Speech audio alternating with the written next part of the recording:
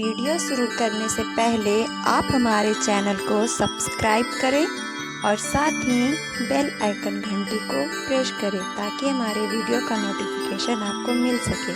और अगर वीडियो अच्छा लगे तो एक लाइक ज़रूर करें। यह 10वीं कक्षा के क्षितिज बुक का दूसरा अध्याय है जो कि तुलसीदास जी के द्वारा रचित है। ये चौपाई और दोहा रामचरितमानस के बालखंड से ली गई है। यह प्रसंग सीता स्वयंवर में राम द्वारा धनुष के तोड़े जाने के ठीक बाद का है।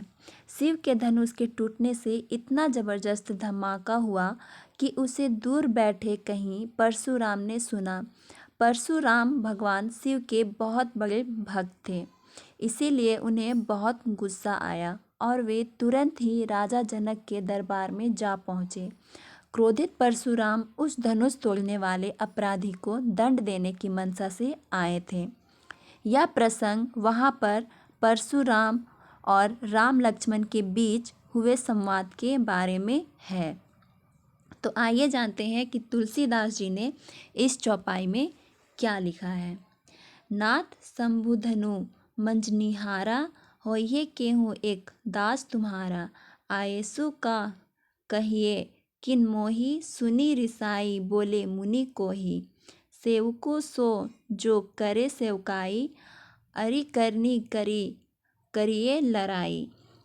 इस चौपाई में तुलसीदास जी ने यह बतलाने की कोशिश की है कि परशुराम को क्रोधित देखकर लक्ष्मण कहते हैं कि हे नाथ, जिसने शिव का धनुष तोड़ा होगा वह आपका ही कोई सेवक होगा, इसीलिए आप किस लिए यहाँ आए हैं मुझे बताइए।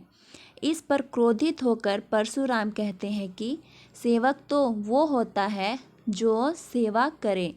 इस धनुष तोड़ने वाले ने तो मेरे दुश्मन जैसा कार्य किया है और मुझे युद्ध करने के लिए ललकारा है। अगले लाइन में तुलसीदास जी ने लिखा है कि सुनहु राम जेहि शिव धनु तोरा, सहस बाहु सम सो रिपु मोरा, सो बिलगाऊ बिहाई समाजा, ना ता मारे जेहि सब राजा। सुनी मुनि बचन लखन मुस्काने, बोले परशु धरहि अवमाने, बहु धनुहि तोरी लरिकाई, कभू न असी ऋषि किन्हीं गोसाई, यही धनु पर ममता केहु के हेतु, सुनी रिसाई कह भृगुल लेकेतु, रे नृप बालक कलबस बोलत तो ही न संभारा, धनुहि सम त्रिपुरारिधनु विदिति सकल संसारा। इस लाइन में वे फिर कहते हैं कि हे राम, जिसने भी इस शिव धनुष को तोड़ा है वह वैसे ही मेरा दुश्मन है जैसे कि सहस्त्र बाहु हुआ करता था। अच्छा होगा कि वह व्यक्ति इस सभा में से अलग होकर खड़ा हो जाए, नहीं तो यहाँ बैठे सारे राजा मेरे हाथों मारे जाएंगे। यह सुनकर लक्ष्मण मुस्कुराने लगे और परशुराम का मजाक उड़ाते हुए बोले कि मैंने तो बचपन में खेल खेल में ऐसे बहुत से धनुष तोड़े थे, लेकिन तब तो किसी भी ऋषि मुनि को इस पर गुस्सा नहीं आया था। इस पर परशुराम जवाब देते हैं कि अरे राजकुमार, तुम अपना मुंह संभाल कर क्यों नहीं बोलते, लगता है तुम्हारे ऊपर काल सवार है। वह धनुष कोई मामूली धनुष नहीं था, बल्कि वह शिव का धनुष था जिसके बारे में सारा संसार जानता था। आगे तुलसीदास जी लिखते हैं कि लखन कहा हंसी हमरे जाना, सुनहु देव सब धनुष समाना, का क्षति लाभू जुन धनु तोरे, देखा राम नयन के भोरे, अछूत टूट रघुपतिहु न दोसु, मुनि बिनु काज करिया कत रोसु। इसमें लक्ष्मण कहते हैं कि आप मुझसे मजाक कर रहे हैं, मुझे तो सभी धनुष एक समान लगते हैं।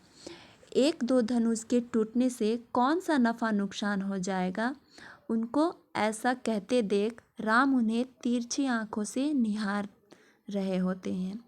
लक्ष्मण ने आगे कहा कि यह धनुष तो श्री राम के छूने भर से ही टूट गया था, आप बिना मतलब ही गुस्सा हो रहे हो।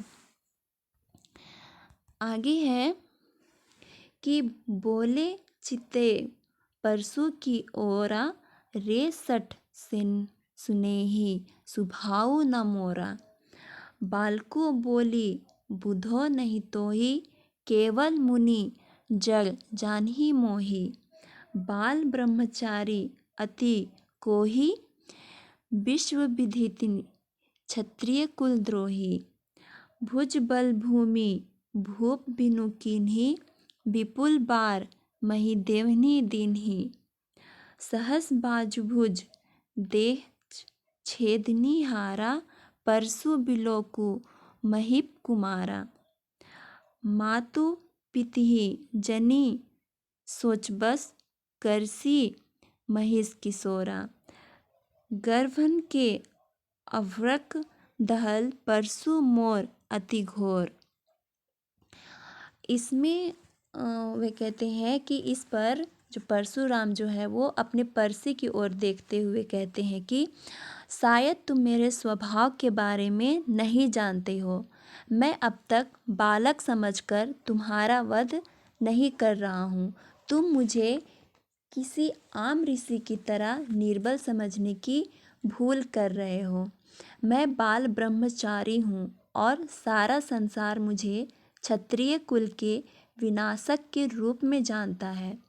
मैंने अपने भुजबल से इस पृथ्वी को कई बार क्षत्रियों से विहीन कर दिया था और मुझे भगवान शिव का वरदान प्राप्त है।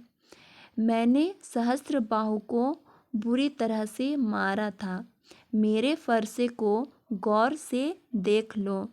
तुम तो अपने व्यवहार से उस गति को पहुंच जाओगे जिससे तुम्हारे माता पिता को असहनीय पीड़ा होगी।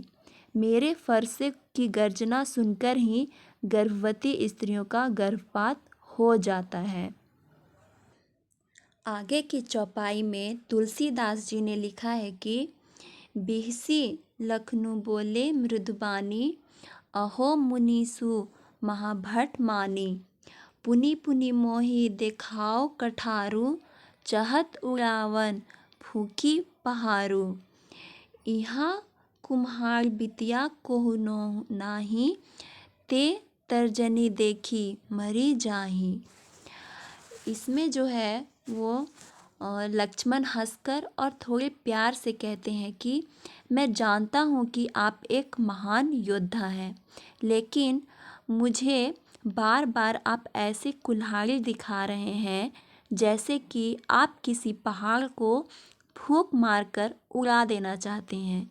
मैं कोई कुम्हार की बिटिया नहीं, यानी कि मैं कोई कमज़ोर या कोई भी कमज़ोर की बिटिया नहीं हूँ जिसे कि आप ऐसे ही फूंक मार करके उड़ा देंगे। मैं कोई कमज़ोर नहीं हूँ, मैं कोई निर्बल व्यक्ति नहीं हूँ जो कि आपकी तर्जनी दिखाने से, तर्जनी की अंगुली दिखाने से वे कुम्हला जाती है, यानी कि डर जाती है। आगे की लाइन में तुलसीदास जी ने लिखा है कि देखी कठारू सरासन बाना, मैं कछु कहा सहित अभिमाना। भृगु सुत समुझी जनेऊ, बिलोकी जो कुछ कहूँ सहो रिस रोकी। सुर महिसुर हरिजन अरुगाई, हमरे कुल इन्हीं पर ना सुराई। बधै पापु अपकीर्ति हरे, मारतु पा अरियर तुम्हारे। कोटि कुलिस सम बचनु तुम्हारा, व्यर्थ बिरुह धनु बाण कुठारा। जो बिलोकी अनुचित कहेऊ, क्षमहु महामुनि धीर। सुनी सरोस भृगुवंश मुनि बोले गिरा गंभीरा।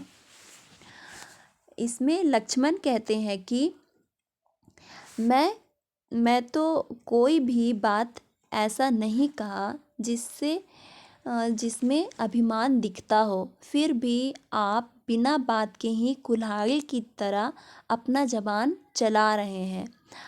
आपके जनेऊ को देखकर लगता है कि आप एक ब्राह्मण हैं, इसलिए मैंने अपने गुस्से पर काबू किया हुआ हूँ। हमारे कुल की परंपरा है कि हम देवता, पृथ्वी, हरिजन और गाय पर वार नहीं करते हैं।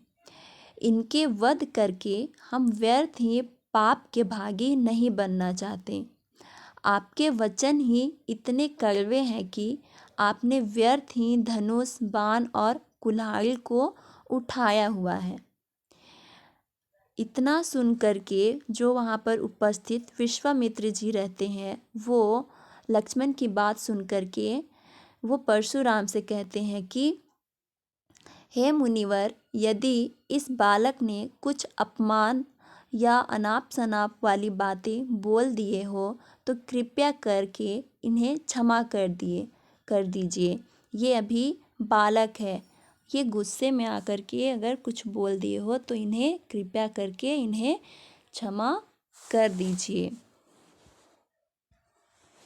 ये था 3 चौपाइयों का अर्थ। आगे की वीडियो में मैं और 3 चौपाई का अर्थ बतलाऊंगी, तो मेरे चैनल को सब्सक्राइब ज़रूर करें।